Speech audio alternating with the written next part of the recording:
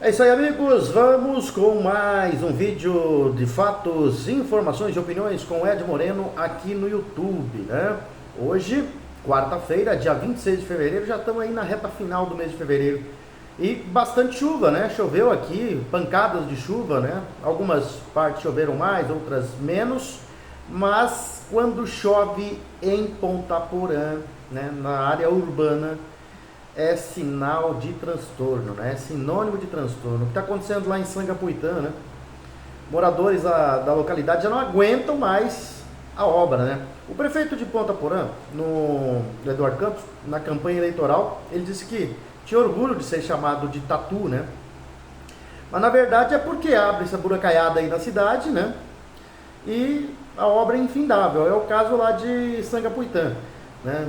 Há relatos de moradores lá da região de que esse transtorno começou no dia 3 de julho do ano passado.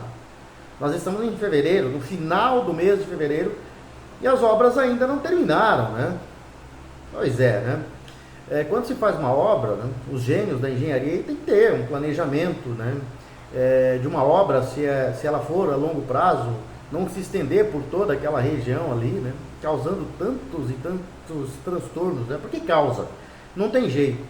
E os transtornos, eles têm que ser o mínimo possível para a população. É lógico que vai ser uma obra que vai beneficiar a população na localidade, vai, mas essa obra não pode causar assim tantos transtornos. Desde julho do ano passado, ou seja, nós estamos aí com mais de 7 meses, indo para 8, 9 meses de obra lá em Sangapuitã e as obras não acabaram, né? E a cada chuva, a exemplo aqui da área central de Ponta Porã, de alguns bairros de Ponta Porã, o transtorno é certo, né? O transtorno é certo, porque alaga tudo, além daquela água suja, né? Vai barro para todos os estabelecimentos daquela região ali, para algumas casas, né? E causa um transtorno danado. Isso é falta de planejamento, né? Falta de planejamento que não tem aí, né? Na folha salarial dos integrantes aí da prefeitura, né, principalmente aqueles que estão ali contratados, prefeitos, secretários, cargos de confiança, né, visto que o salário é bom, né, é alto, né. Essa falta de planejamento não existe, né. Já eles são rápidos e não há atraso em relação a isso, né. Nomeações de parentes de vereadores, enfim, né, a coisa tá uma festa, né, pelo menos no passo, pelo menos financeiramente para algumas pessoas aí, né. É o caso do prefeito que, né, nós já noticiamos aqui, foi amplamente divulgado aí na imprensa estadual de que no mês de dezembro o prefeito e os secretários ganharam aí super salários, né, generosos salários, né. Só o prefeito teve um salário de 26 mil aumentado para 109 mil, né. Então é preciso ter essa mesma agilidade também com as obras, né, que são intermináveis em Ponta Porã, como é o caso lá do distrito de Sangapuitã. Coitado daquele povo, né? Desde julho do ano passado, sofrendo com essas obras, né? Não são críticas vazias por criticar. Muita gente diz que as pessoas fazem críticas sem saber o que está acontecendo, mas vai viver na pele o sofrimento daquele povo. É muito transtorno. A obra vai ser boa, mas o transtorno ele tem que ser menor. É como eu disse, né? Quem ganha alto salário, se o executivo ganha alto salário, se o legislativo ganha alto salário, beleza, ganhou, tá ganhando, mas o trabalho para a população tem que ser de excelência. E esse trabalho não está acontecendo, não. Infelizmente não está. Esses dias eu estava dando uma navegada na internet aí e alguém questionou, né? O asfalto lá do Júlia Cardinal. E aí pediu para, né, questionou ali se não podia ser toda a região e não só algumas ruas ou uma rua, as principais vias ali, né?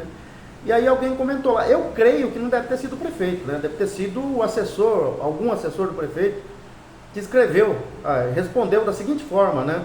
Você quer que a obra toda seja feita em apenas 2 meses de governo? Mas 2 meses de governo aonde, cara pálida? São mais de 2 anos de governo.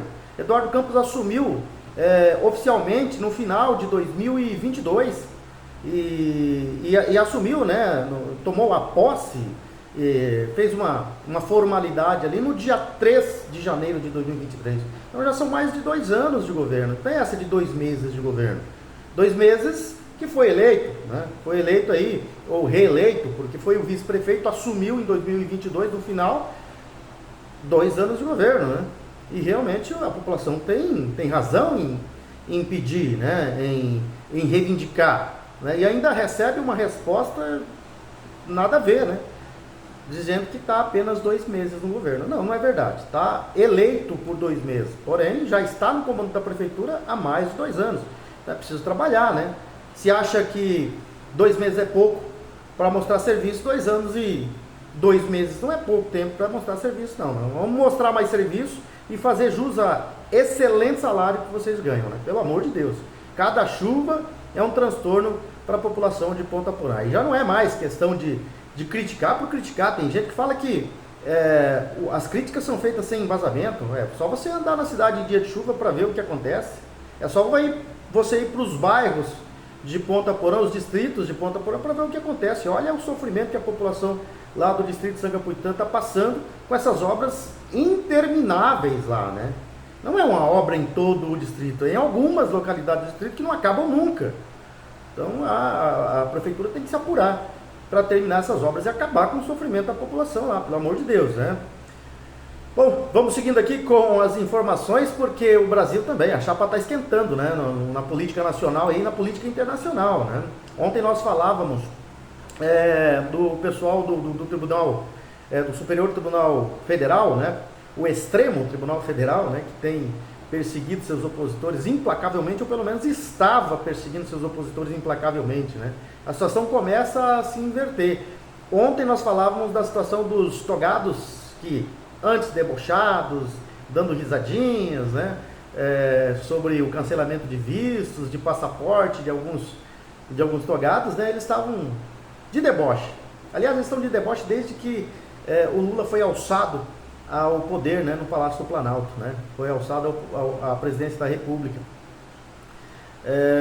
E lembrei ontem do fato também, né, das risadinhas debochadas depois daquele encontro lá nos Estados Unidos, né, aí em Nova York, quando Lewandowski, o Alexandre de Moraes, Gilmar Mendes saíram dando risada na cara da população brasileira que estava lá, né, criticando aqueles então ministros, né? Só que agora mudou, né? Eles foram pedir arrego para o Itamaraty.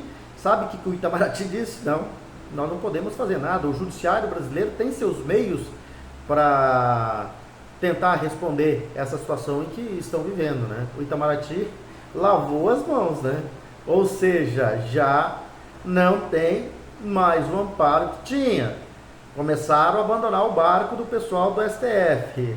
A coisa não tá boa para eles lá não, né? Eles que estavam com aqueles sorrisinhos debochados, dando entrevistas, como os juízes, né, os ministros do STF não podem, né? Não podem conceder entrevistas como políticos, agindo politicamente contra políticos, né? E agora estão recebendo respostas políticas, né? Nada mais justo. Se querem ser políticos, se querem agir como políticos e não como o judiciário, vão ser tratados como políticos. E agora a mão pesada está vindo, né? E ontem explodiu a informação de que o Comitê Judiciário da Câmara dos Representantes dos Estados Unidos iria, né, aprovar ou ia estudar a aprovação de um projeto de lei que pode impedir a entrada ou até mesmo levar à deportação do ministro do Supremo Tribunal Federal do Brasil, Alexandre de Moraes. E essa proposta, ela impulsionada pelos deputados republicanos, aliados do ex-presidente, do presidente Donald Trump, né, segue agora para votação no plenário da Casa, porque ela foi aprovada, né? E o plenário da Casa também é controlada pelo partido. O projeto, batizado de No Censors on Our Shores Act, foi apresentado em setembro do ano passado pelos deputados Darrell Issa, da Califórnia, Maria Elvira Salazar, da Flórida. A iniciativa surgiu no contexto da suspensão da rede social X no Brasil, né, determinada por Moraes após a plataforma, segundo ele, ter se recusado a cumprir ordens judiciais. A votação contou com o apoio do democrata Jamie Raskin, de Maryland, apesar do comitê ser majoritariamente republicano. Eram necessários 23 votos entre os 44 membros, dos quais 25 pertencem ao Partido Republicano e 19 ao Partido Democrata. O colegiado é presidido pelo republicano Jim Jordan, de Ohio, que também apoia outra proposta voltada a Moraes, e parcerias entre a Justiça Eleitoral brasileira e entidades americanas como a USAID. O texto aprovado estabelece que agentes estrangeiros que violem a liberdade de expressão por meio da censura a cidadãos americanos podem ser considerados inadmissíveis nos Estados Unidos e sujeitos à deportação. A medida foi comemorada por parlamentares brasileiros. Durante a sessão, Darrell Issa deixou claro que o projeto de lei é uma resposta direta às decisões do STF no Brasil, reforçando o tom crítico de setores conservadores dos Estados Unidos contra a atuação de Moraes no cenário jurídico digital brasileiro. E esse combo e essa aprovação é apenas uma, né, das punições que pode ser um combo de sanções contra Alexandre de Moraes, o ministro do STF, então, que até então era o todo-poderoso, ainda se considera o todo-poderoso, ainda é o todo-poderoso do Brasil, mas a situação visivelmente começa a mudar, né? O ministro Gilmar Mendes, que deu uma entrevista dizendo que as ações jurídicas dos Estados Unidos eram risíveis, já não pensa mais assim, né? Já tentaram recorrer aí ao Itamaraty, o Itamaraty disse, aqui não, aqui não, né? Aqui não se pode fazer nada, né? E falando desse combo aí, né, existem aí outras duas medidas contra o ministro do STF, né, em pauta no Congresso norte-americano, além da proposta de vetar a entrada dele no país, que foi aprovada nesta quarta-feira, né?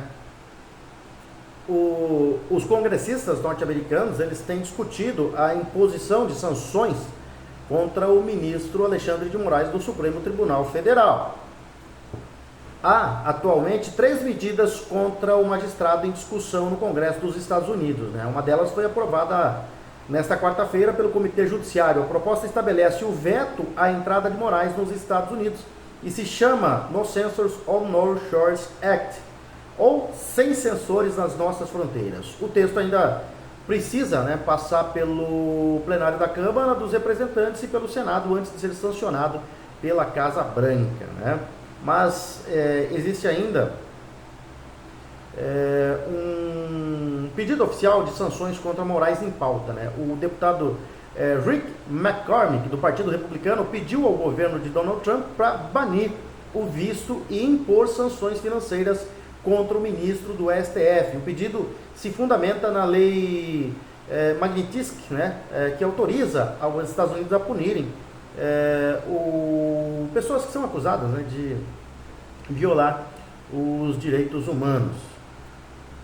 E o Ryan McCormick acusa Moraes de instrumentalizar o judiciário brasileiro para proteger assim o presidente Lula e silenciar a oposição com vistas às eleições de 2026, né? O ministro do STF pode perder acesso ao sistema financeiro global, né, se o pedido do deputado dos Estados Unidos for aprovado, o que implicaria o bloqueio de bens e perda de acesso a contas bancárias e cartão de crédito, né? Pois é, o Alexandre de Moraes, que bloqueou tantas contas aí, né, de opositores, né, caçou o passaporte de muita gente está exilada por causa disso, né? Pode estar brevemente provando do próprio veneno, né? É aquela história, né, antiga, né? O que se faz aqui, você paga, né? E não tem jeito, tem com ferro fere, com ferro será ferido. As coisas estão acontecendo desse jeito, estão começando a acontecer desse jeito para o lado do ministro Alexandre de Moraes. Só que acho que não vai ficar só para ele, né? Vai respingar o restante. Todos nós sabemos disso, né? E tem uma nova informação, né, que veio do Senado hoje, e que estão pedindo, né, a aprovação de uma CPI para investigar o STF, né? E o senador Maurício Bittar, que é do União do Acre, criticou a atuação da Procuradoria-Geral da República e do Supremo Tribunal Federal em processos relacionados ao ex-presidente Jair Bolsonaro e aos eventos do 8 de janeiro de 2023. O parlamentar afirmou que há perseguição política e tratamento desigual entre os condenados da Lava Jato e os investigados pelos ataques aos prédios dos 3 poderes. e informou que pretende protocolar um pedido de criação de uma CPI sobre as ações do Judiciário. E segundo o Bittar, há uma seletividade no sistema de justiça que compromete a credibilidade das instituições. Ele também afirmou que existe um movimento coordenado para retirar Bolsonaro da disputa eleitoral de 2026. De acordo com ele, o Brasil está de cabeça para baixo e que não adianta tentarem tirar o Bolsonaro da disputa eleitoral à força, porque isso não vai pacificar o país. Segundo ele, se retirar um concorrente enquanto o outro foi condenado por corrupção e depois descondenado e tirar alguém que tenha um apoio popular, pelo contrário, não vai pacificar o país, né? Vai só aumentar a animosidade. E o senador informou que já obteve 31 assinaturas com o objetivo de criar uma comissão parlamentar de inquérito para investigar a atuação do judiciário em processos relacionados aos atos de 8 de janeiro, né? Eu não confio muito em CPI, porque normalmente as CPIs acabam sendo dominadas pelos integrantes da esquerda. Foi assim com a CPI da MST, que acabou chafurdando, né? Descobriu muita coisa errada do MST mesmo. Só que relatoria e presidente da CPI, da Comissão Parlamentar de Inquérito, acabaram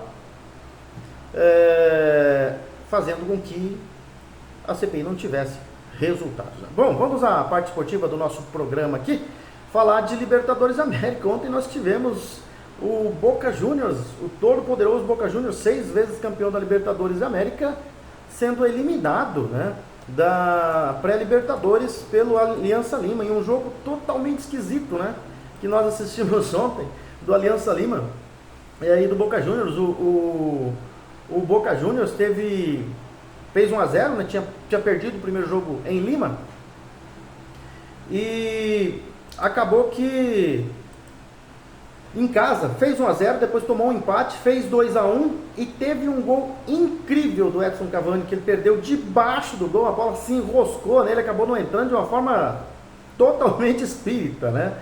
E acabou que dessa forma o time do Boca Juniors indo disputar a vaga nos pênaltis contra o Aliança Lima, e o Aliança Lima, em plena Bombonera, venceu o Boca por 6-5 e está, né, na terceira fase agora da pré-Libertadores. Se passar por essa terceira fase, vai para a fase de grupos da Libertadores, né?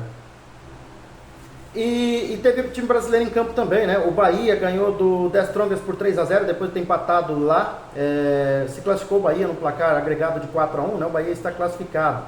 O Santa Fé ganhou, né, do Deportes Iquique por 2-1, devolveu o placar, né? Só que o Deportes Iquique ganhou nos pênaltis, né? Fora de casa, se classificou. E aí nós tivemos também agora nós temos um jogo, né, sendo já desenrolado, né? O Nublense está ganhando o Boston River por 1-0. O primeiro jogo foi 1-0 para o Boston River, né? Então está 1-1 no placar agregado. Amanhã a gente traz esse resultado. Hoje nós temos o Barcelona de Guayaquil jogando contra o El Nacional. O Barcelona ganhou fora de casa, né? 1-0. Corinthians e Universidade Central da Venezuela jogam também hoje na Neoquímica Arena. O Corinthians, de forma displicente, foi a Venezuela e empatou, né? O Cerro Porteño joga contra o Monagas, ganhou de 4-0, isso já amanhã, né? O Melgar joga contra o Tolima. São os jogos aí da Libertadores, da pré-Libertadores, né? E pela Copa do Brasil, o Operário ontem, em Sul Mato Grossense, perdeu em casa para o Criciúma e acabou sendo eliminado, né? Também tivemos ontem, além do Operário, tivemos o Santa Cruz. Aliás, aí foi na semana passada, né? Vamos ver os jogos de ontem. Vamos aqui ver os jogos de ontem. Ontem nós tivemos o Maringá ganhando do Juventude por 1-0, né? O Maringá se classificou, né? Que surpresa aí contra o Juventude. O Barcelona da Bahia perdeu para o Atlético por 2-1. O Atlético passou. O Operário Mato Grossense empatou com o Sport Recife em 0-0 e ganhou nos pênaltis por 4-2 e está classificado. O Pouso Alegre foi derrotado pelo Atlético Paranaense 2-0. Hoje o Dourados perdeu em casa, lá no Douradão, né, para o Caxias por 2-0. O Caxias passou, né? O Cascavel está jogando agora, está ganhando aí do América Mineiro por 1-0.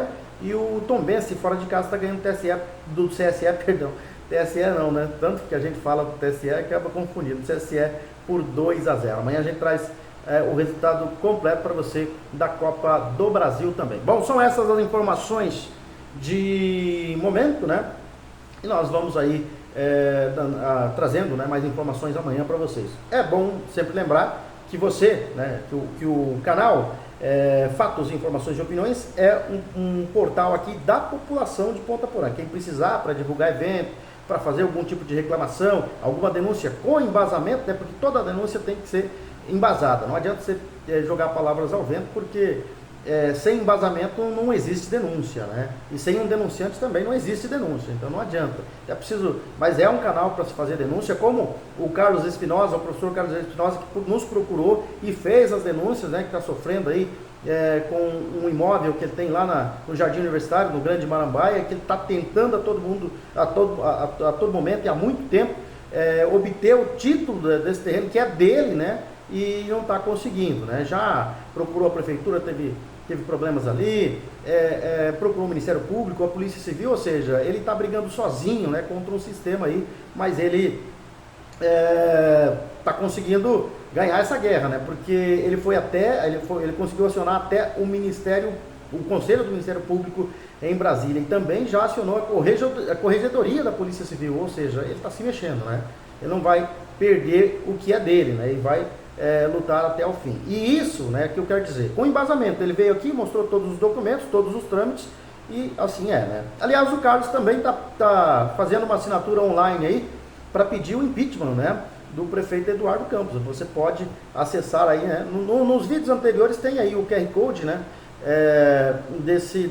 dessas assinaturas. Então está coletando assinaturas online aí pedindo o impeachment do prefeito Eduardo Campos, e vem com essa campanha aí árdua, né, para tentar obter o título do seu imóvel lá no Jardim Universitário, onde ele foi acusado de ser invasor do próprio terreno, né, do seu próprio imóvel. Mas você pode participar aqui, além de entrar em contato comigo aqui, né, você pode também assistir os vídeos, clicar ali, deixar o seu joinha, né, dando o seu like aí, também comentando, compartilhando, se inscrevendo no nosso canal. É um novo canal, mas é o canal Fatos, Informações e Opiniões com você. É o seu canal, o canal de Ponta Porã aqui no YouTube.